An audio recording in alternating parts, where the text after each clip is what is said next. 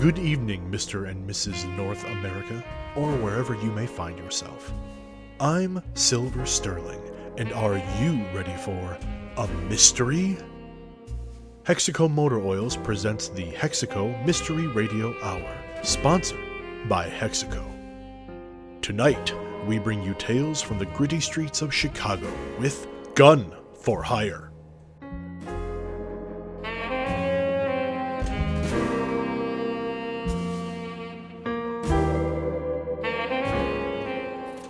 Every once in a while, you see something you don't want to see. Hear something you don't want to hear. Something you just can't get out of that picture palace in your mind. Plus, there's a showing every 10 minutes, and the ushers are making sure you stay in your seat. And for Miles Pike and Irving Holt, two veterans of Weird War I, they're about to have front row seats once again. Oh, and just in case, some things get a little descriptive in this episode. You've been warned.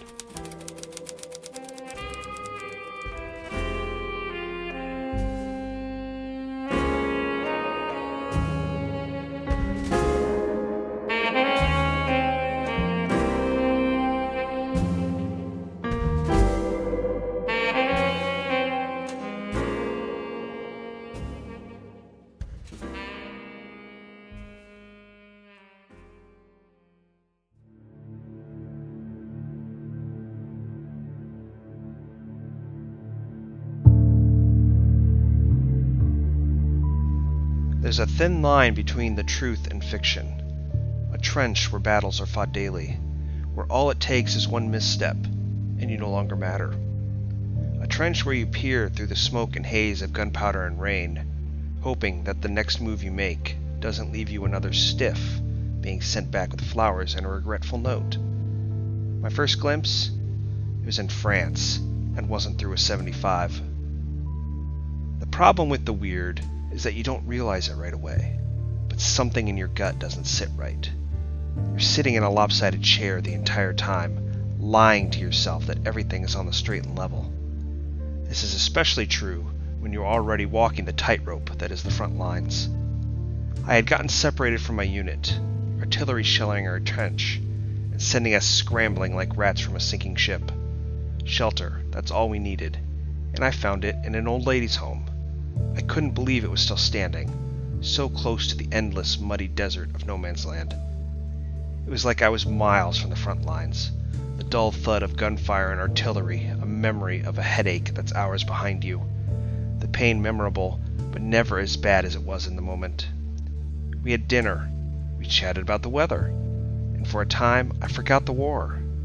The endless march of the machines of death emerging from the bloody fog. I was comfortable. Or I told myself that. I spent days there, free from the shackles of enlistment.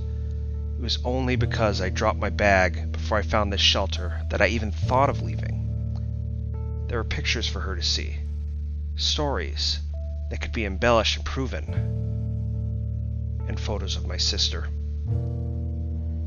When I opened that door, it was the first crack of dawn after the going away party. The realization, as you open your eyes, that everything you had been thinking and doing was all a dream. I choked on the fumes of war and stumbled in the mud.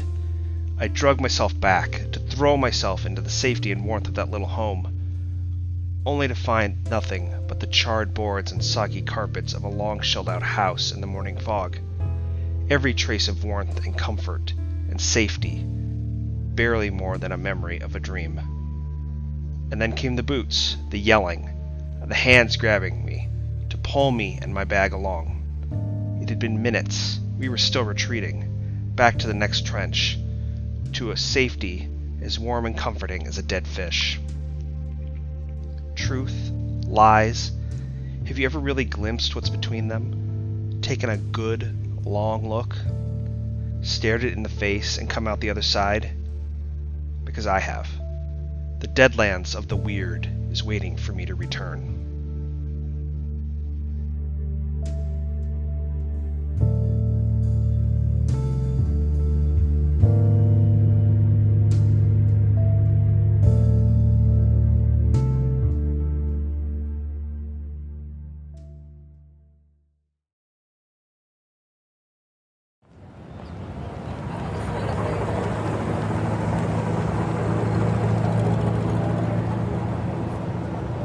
So we've finished dinner, and we have left, and we're back out on the chilled streets of the Chicago evening.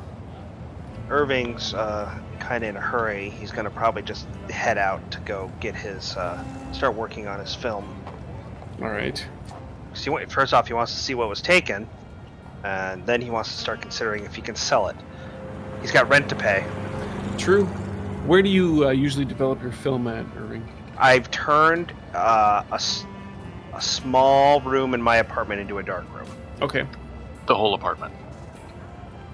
The entire apartment's a dark room. The entire apartment? Well, you said a small room. It's like, how big is your apartment? Yeah, do you have like a 2-bedroom, or are you just rolling in wealth here? It's actually a closet. Actually, I like that. And it's a closet. Yeah, it's either a closet or like a converted pantry. All my clothes have been... Yeah, I tore out the shelves and just turned it into that little thing into a dark room. Nice. Okay, Irving, so you get back to... You separate yourself from the group. You go back to your place, put the cameras down, grab yourself a quick snack or a drink. Probably a drink. I did just get done eating. True. All right, and you begin the development process. So are you doing your camera first, or are you doing Mumfrey's? I'm going to do my camera first, mainly because I'm too excited and overeager to see what's on the other camera, so I need to calm down first. All right. So you go through your process. You know, you're about an hour into it, and you've got this low red glow as you're slowly hanging each photo up around in your tight pantry storage closet. You've got your drink off to the side, which you've been occasionally taking pulls from, and it's getting a little warm in here as well. You've got all of the various shots that you took throughout the day on your camera roll up, so you've got a number of prints here. A lot of it is other stuff that you've taken. You've finished your roll. You stand back, take another drink from your glass, and go ahead and make me a notice check as you start to look over the photos. There we go. Nice. I am interested in what's on those photos. So here's what happens. You're looking through the rest of them. You're going down the line, the weighted string with all of your various photos. And you're looking at the other pictures of the stuff that you had taken earlier in the day, and maybe a couple people who are on the streets or whatnot, or in some parks, or even you've actually been on the side kind of taking a lot of photos of people who are dealing with the economic depression at the moment. And as you're going down, you finally get to the photos that you had taken when you were chasing the killer. And there's a couple preliminary photos leading up to that process. And you get to the first pic, and it's blurry. You can see the image of something. It looks like it's moving. It's either crouched low or it's perhaps on all fours. You're not sure, but this is the very first photo that you took when it was, I think it was going around the alley, or it was going to go around a corner when you were chasing it down in the alley. And so it's not a perfect shot, but it's something that's there for sure.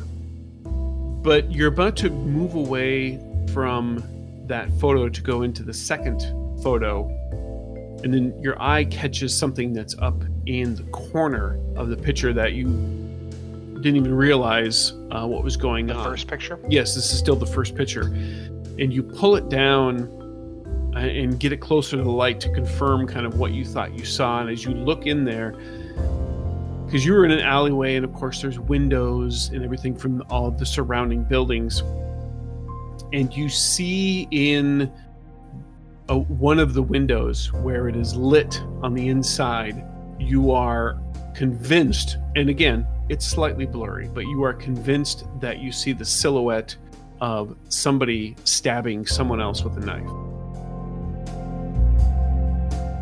Okay, so you move on to the second photo, and this is the one where it looked like it was, I think this is one where you took it, it was almost as if it was coming at you, I believe. Is that right?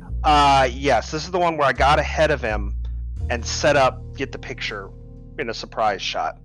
This photo appears, because it's moving very quickly, it is slightly blurry. But again, also too, it does appear that it's either a human that is leaping forward on all fours, or maybe it is some sort of actual four-legged animal. It's kind of tough to see. It seems to almost have elements of both. One thing for sure that can be glimpsed, strangely not blurry, is a set of fangs.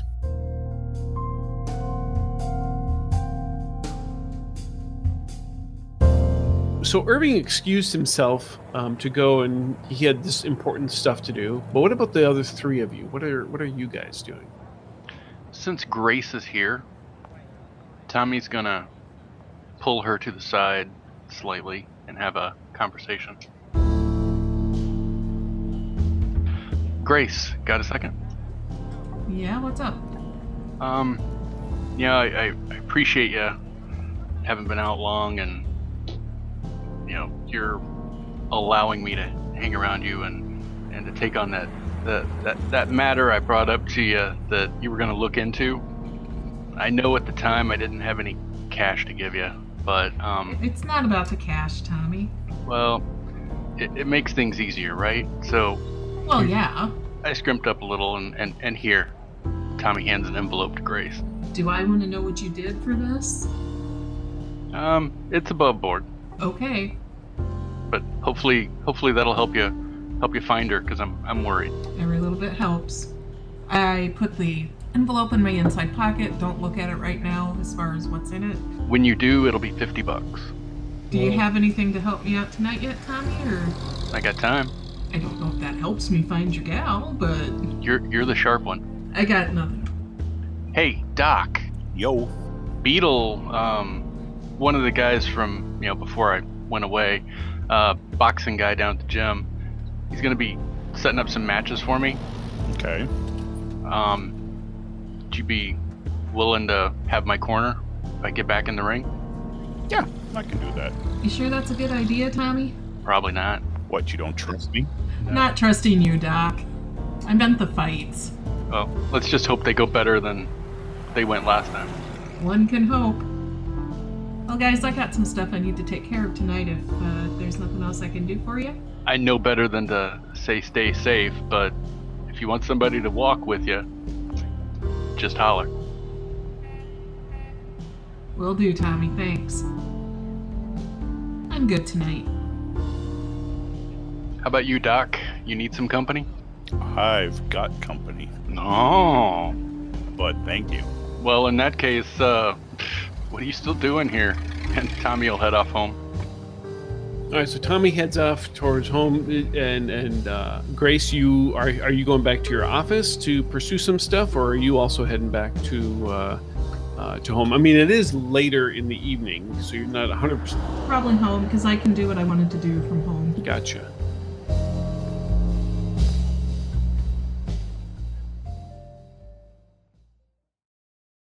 Doc's gonna go find one of his friends to partake in his vice. Yes.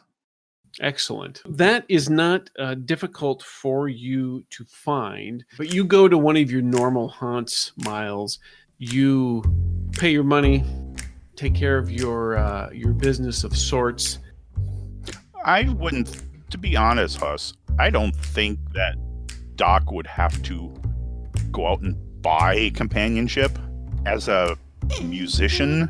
Oh, okay. All right. I'm thinking that they come to me rather than me having to go looking for them.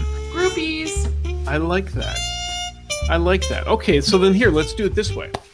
Because I probably would go back and continue to play.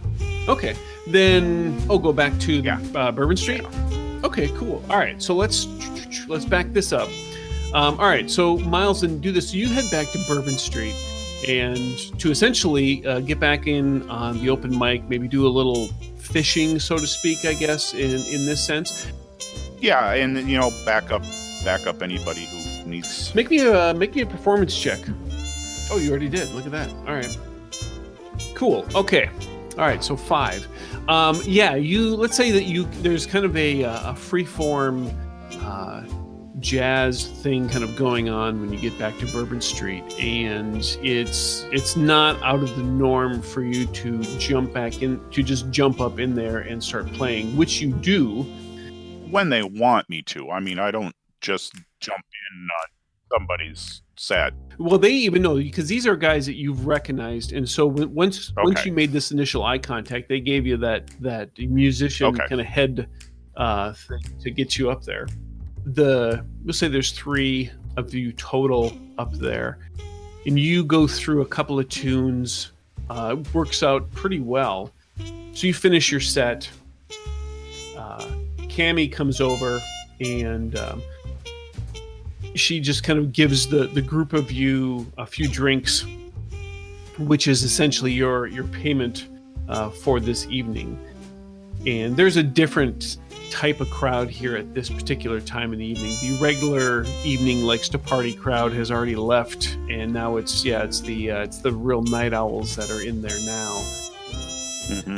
Skippy's back in there.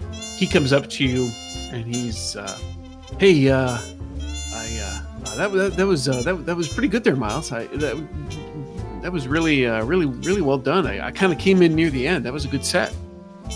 Thanks. Yeah.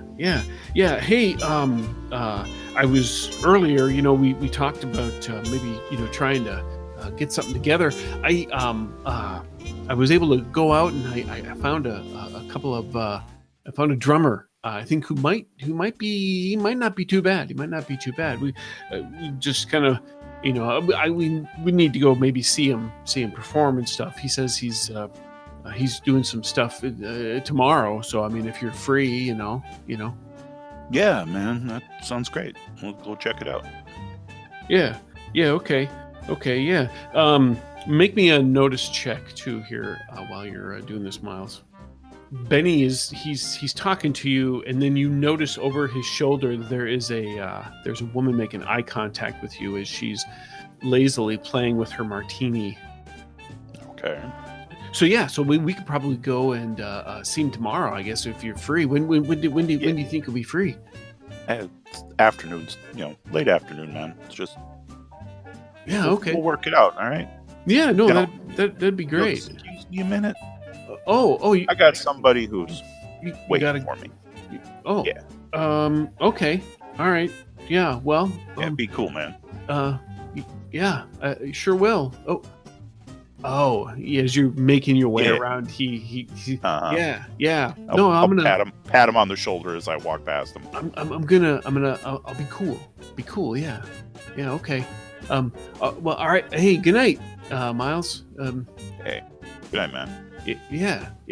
Okay. Say hi to your mother. Yeah, sure will. That's mighty kind of you. Yeah, thanks. Okay. It was a pretty nice set you played there. Is that your normal band? Yeah, I play with them every so often. I don't have a normal band. I fill in where it's needed. Oh. My name's Miles. Nice to meet you. And you are? Yeah, Dolly. I think you can call me that. Okay, Dolly. And she swirls the remaining stuff in her martini and drinks it and puts it down. And she goes, what do you say you buy a girl a drink? We can do that. I'll motion to the bartender and ask for a couple drinks. Well, that's mighty kind of you. So you play here often then, huh? Every so often. Haven't seen you around. I get out every now and again. Not maybe as often as I'd like, but, I don't usually, when I go out, you gotta kind of be careful. I only like coming in here when it's late. That's when they actually start serving the stuff. You know what I mean? Most of the cops have gone to bed at that point, or they don't care. I know what you're talking about. Of course, we only gotta wait about another month for that stuff to go away. That's what I hear. Yeah, looks like they finally figured out that, as the bartender slides the drinks over, she holds it up. People like what they like, and for to them to take it away from us is probably not always the best thing. And she takes a little sip, and she maintains eye contact with you the whole time. So, what you doing later? Well, I don't know. I guess it all depends on what you're doing later. I think we can find something to do together. Oh, I think so. I think that might be appropriate. I'm kind of partial to music. Maybe we could play a little music together. We could do that. We could. Make me another notice check, Miles, while you're sitting here making small All right. talk with her. And believe me, that's about as far as the small talk as I'm going to be able to come up with. I don't see a thing but her. Lost in her eyes. The two of you make a little bit more conversation and finish your drinks and head out into the cold. I'm assuming back to your place, Miles. Yeah, I would assume so. I would imagine she doesn't trust me to go back to her place. So yeah, my place is fine. Yeah. In fact, she doesn't even bother suggesting that even. That's cool.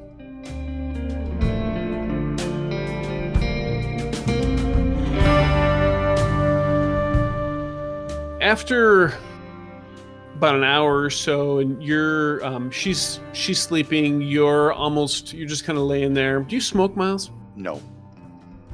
You said after an hour? Yeah, hour and a half. Okay, so we've been done for 55 minutes to an hour and 25. Good to know. Okay. Sure you don't want to make another perform check? I'm gonna give you a penny for that one. I don't think I've ever had to make a roll to see how well I performed that way. Actually, you know what? Let's do this, Miles. Make me a and this is not pertaining to the activity at hand, but I want you to make me a vigor check. I just want to see if you're sleeping or not.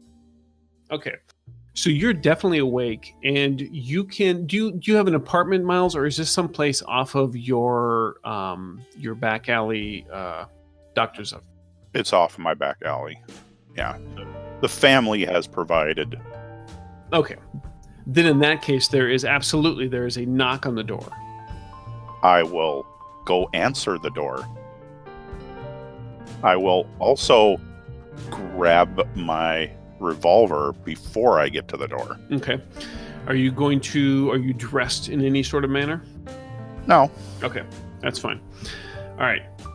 There is no peephole on this door. Who is it? It's Jack. They need you. Do I know Jack? You do know a Jack.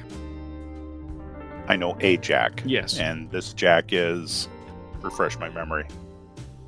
He works within the outfit, within Capone's outfit, even though Capone's not here. He's primarily associated with, as far as like Capone's lieutenants go, who've kind of been running the outfit since he's gone to prison.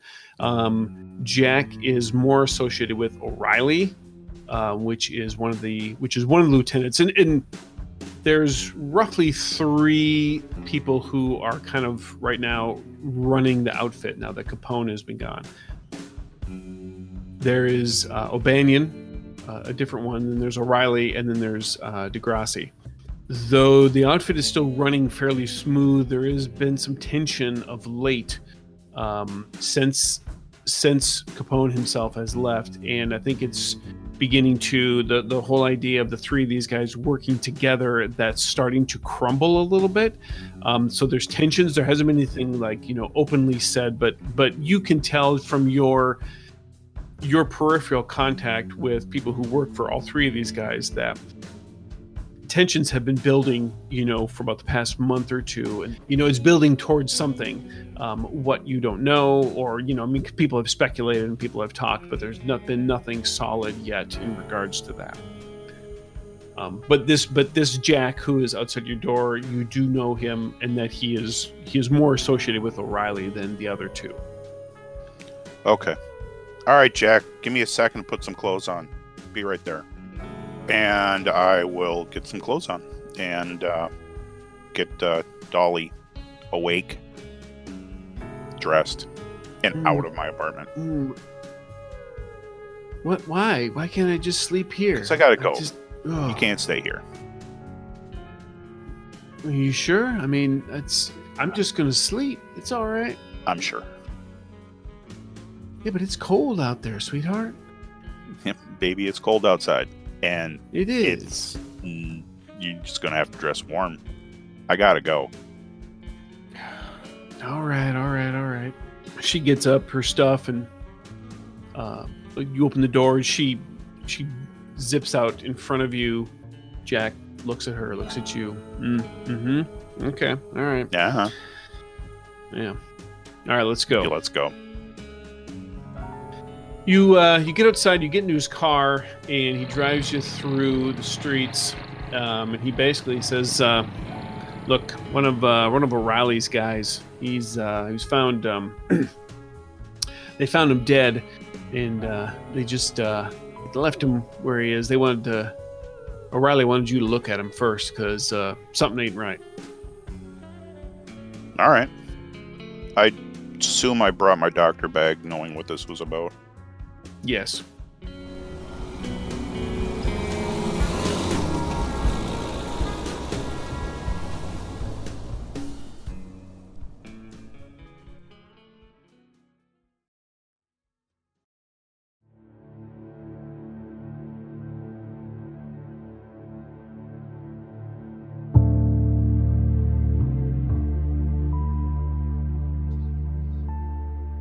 You see a lot of death in war. It's part of the job. If you're not seeing other doughboys getting cut down, then it's you whose wings are getting clipped. As a medic, I saw more than most. Shot, cut, stabbed. Name a way death serves up a meal, and I was right there at the table, filling my plate. Hell, I even saw my fair share of basket cases. Nah, I'm not talking about the kind of label put on someone playing solitaire with 51 cards. Nah, I'm talking about the original meaning. Sorry Palook, whose limbs were so far removed, just put the parts in a basket. Rough. But it was Weird War I. The faces blurred after a while. But there was one Johnny I'll never forget. Bleeding like he had enough holes to make the little Dutch boy sweat. Once we got his fatigue stripped and his body washed down, I couldn't believe what I saw. He wasn't shot, he was cut. Dozens of X's from neck to ankle, all fresh and evenly spaced, like a bloody hug from a chain link fence. As I wrapped bandage after bandage after bandage, all he kept saying was, "The fangs. The fangs."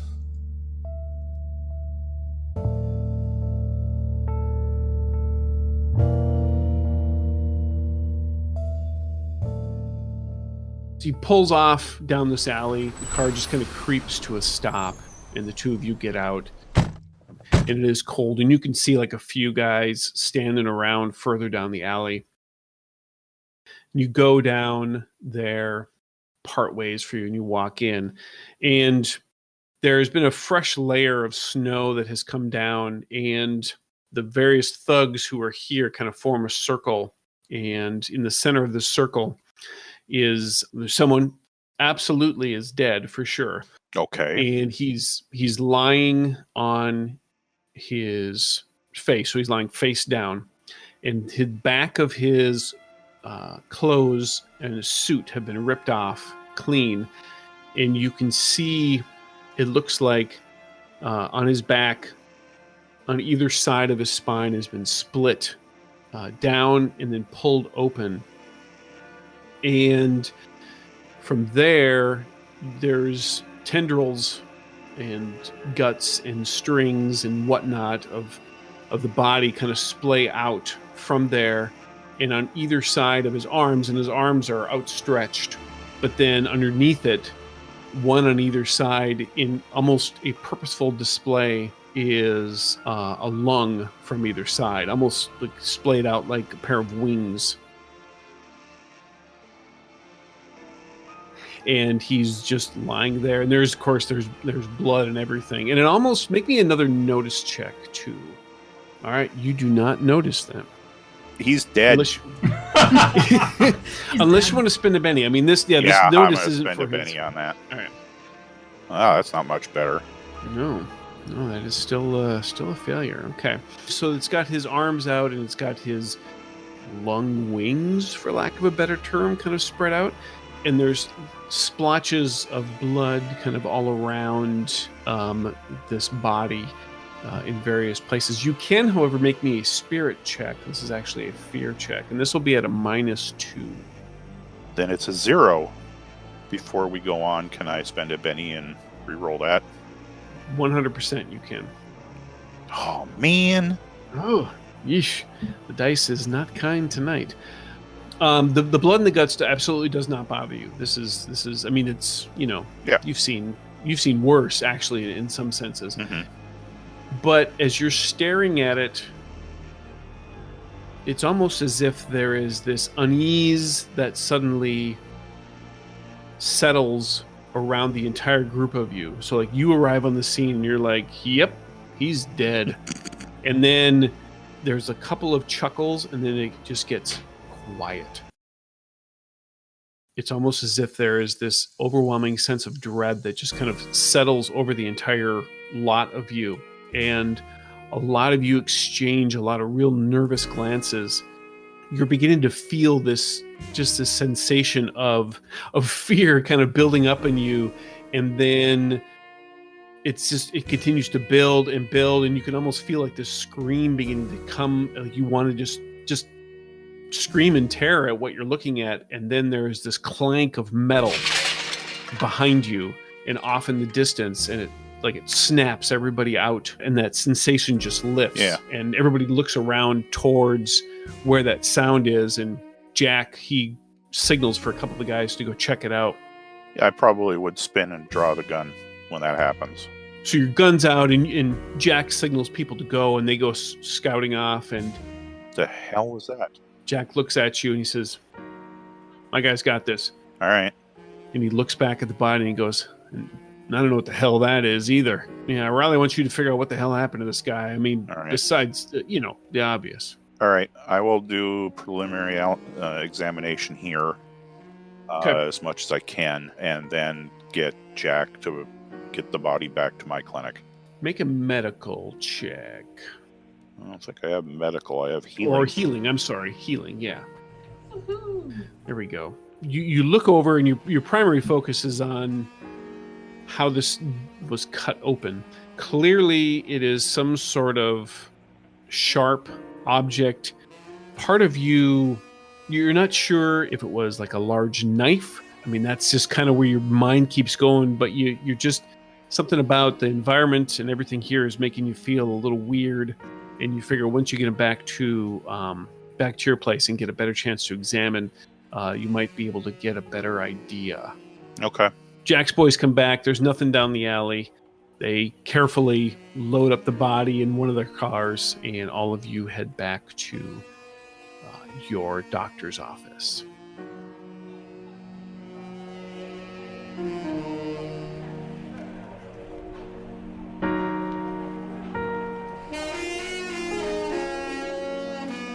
And now, some wondrous words of wisdom about products to make your life better.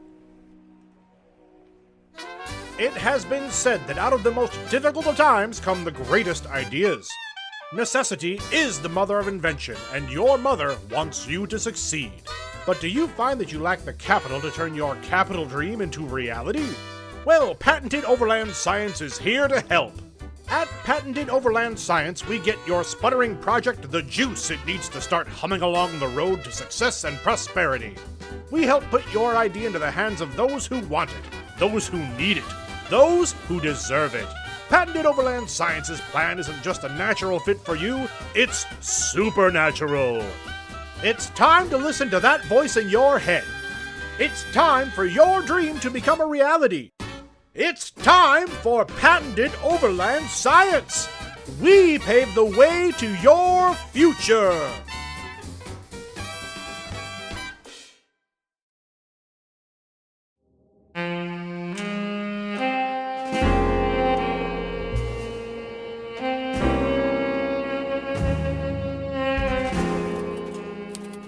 well, if this was a gang hit, I'd hate to see the gang behind it. Unfortunately for Miles and his line of work, it might be something he can't avoid. And if you're betting something's not right with Irving's photos, let's just say it's a back alley bet you're sure to win. Alright, that's enough for now. So shake a leg till next time. But just so we're clear, the part of Grace Gunn was played by Joe Rich. Irving Holt is played by Brad Smith. Miles Pike is played by Scott R. Nelson, and Tommy Bam Bam Prue is played by Brent Rich. And the boss in charge of this clip joint is Chris Hussey. I'm E.I. Wick, and remember, taking a wooden nickel is less trouble than a ghost rock dime.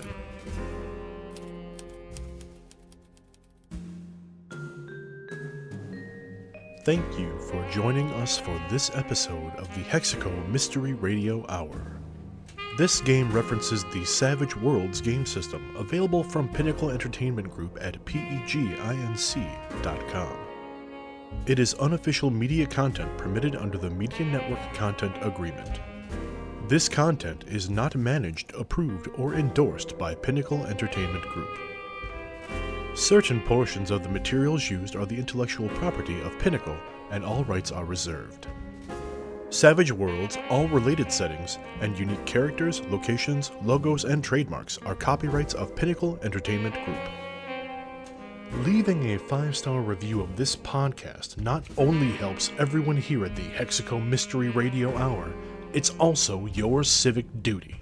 When doing so, please search for Fear the Boot Actual Play. Hexaco wants to remind you to make your car run like magic and always use great Hexaco products. Until next time, I'm Silver Sterling, reminding you to always keep one eye on the shadows.